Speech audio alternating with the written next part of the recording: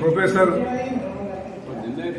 Jayashankar sir జయంతి సందర్భంగా ఈరోజు జిల్లా పార్టీ అధ్యక్షులు స్థానిక శాసనసభ్యులు చిత్తా ప్రభాకర్ గారి ఆదేశాల మేరకు ఈరోజు క్యాంప్ కార్యాలయంలో వారికి నివాళులు అర్పించడం జరిగింది. ముఖ్యంగా జయశంకర్ గారు తొలి దశ ఉద్యమంలో ఊపిరుది, మలి దశ ఉద్యమంలో పూర్తిగా మార్గదర్శనం చేసినటువంటి వ్యక్తి.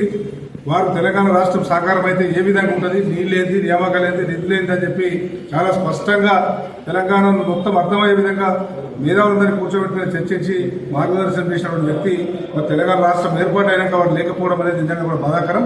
ఇప్పటికైనా వారి ఆత్మ శాంతించాలంటే ఏదైతే లక్ష్యంతో ఏదైతే ఆశయంతో తెలంగాణ రాష్ట్రం కావాలని చెప్పి వారు ఆ రోజు మార్గదర్శనం చేసిందో ఆ విధంగా ఈ పరిపాలన కొనసాగాలని చెప్పి తెలంగాణ రాష్ట్రం అయితేనే మనం ముఖ్యమంత్రి అయినామని చెప్పి పాలకులు గమనించి మరి గత 10 ఏళ్ళు ఏ విధంగా అయితే వారి ఆశయాలకు అనుగుణంగా ముందుకు సాగిందో పరిపాలన అదేవిధంగా పోవాలని చెప్పి ఈ సందర్భంగా వారికి అటువంటి బుద్ధి కల్పించాలని చెప్పి భగవంతుని కోరుతూ అందరికీ సమన్యాయం జరగాలని చెప్పి కోరుతూ తెలంగాణ రాష్ట్రం దేశంలోని ఆదర్శవంతంగా తీర్చిదిద్దుటకు ముందుకు వెళ్ళాలని చెప్పి ఈ సందర్భంగా కోరుతూ వారికి నివాళులు అర్పిస్తాము.